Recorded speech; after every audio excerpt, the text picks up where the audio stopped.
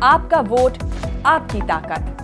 Vote जरूर डालें। Election से जुड़ी हर खबर तक ऐप पर डाउनलोड कीजिए तक ऐप।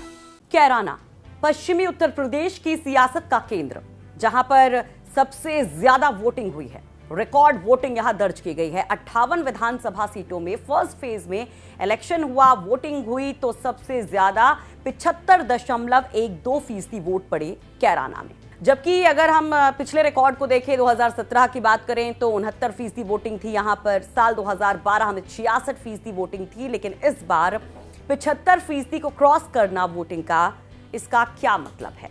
इतनी रिकॉर्ड वोटिंग क्यों हुई है? ये सवाल तो आपके जहन में भी होगा। तो चलिए आज हम आपको ये समझाने की कोशिश करते हैं।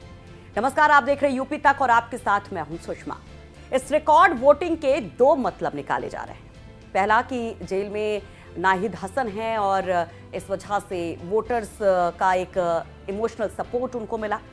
दूसरी बात बीजेपी के लिए कही जा रही है कि भाई कैराना पलायन के मुद्दे को लेकर पोलराइजेशन हुआ, जिसकी चाहत बीजेपी को थी और इस वजह से बड़ी संख्या में वोटर्स बाहर निकले। तो एक एक कर इसको समझते हैं। बीजेपी समर्थक इस बढ़े हुए वोट प्रतिशत को अपना बता रहे हैं और आधार अमित शाह के दौरे को बनाया जा रहा है। जब यूपी मिशन की शुरुआत अमित शाह ने 21 जनवरी को कैराना से की थी, पलायन मुद्दे को हवा दी थी और इस दौरान अमित शाह टीचर्स कॉलोनी गए थे, जहां उन्होंने कई परिवारों से मुलाकात की और पलायन कर गए परिवारों का, लोगों का जिक्र किया था।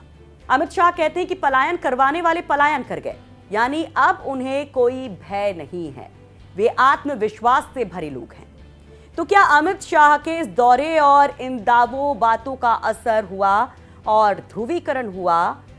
वो पोलराइजेशन की कोशिश में कामयाब हुए और ज्यादा वोट बीजेपी के समर्थन में पड़े? ये सवाल है।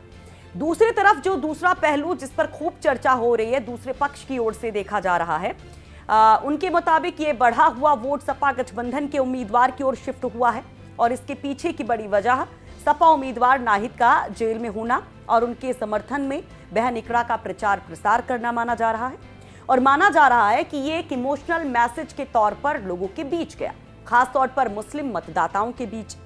अब इस सीट पर अगर हम मुस्लिम वोटर्स को देखते हैं तो ये मुस्लिम वोटर्स बाहुल्य सीट है। यहाँ पर तकरीबन 35% मुस्लिम वोटर्स हैं। तो कहा जा रहा है कि इस बार मुस्लिम वोटर जमकर घर से निकला और बीजेपी के खिलाफ वोट किया। अब क्या है सच्चाई कि भाई मुस्लिम वोटर सच में घर से निकले? उनके निकलने की वजह से उनके एक जो परसेप्शन चल रहा था कि एक तरफा वो वोट करेंगे, जमकर वोट करेंगे सत्ता परिवर्तन के लिए, क्या उसकी वजह से वोटिंग बढ़ी है या सिर्फ यहाँ पर अमित शाह के पोलराइजेशन की कोशिश की वजह से, जो वो कह रहे थे कि लॉ एंड ऑर्डर एक बड़ा मुद्दा है, पलायन एक बहुत बड़ा मुद्दा है और हिंदू वोटर्स क्या उनके पक्ष में निकले हैं?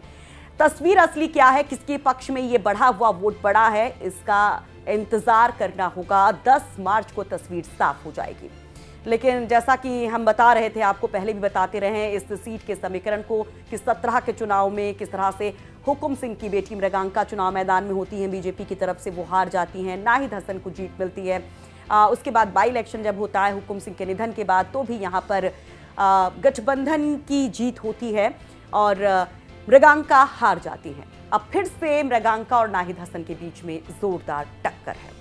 तो हमारी कोशिश थी एक खबर विस्तार से, तफसील से, उसके मायनों के साथ समझाने की। उम्मीद करते हैं कि आपको ये पसंद आई होगी।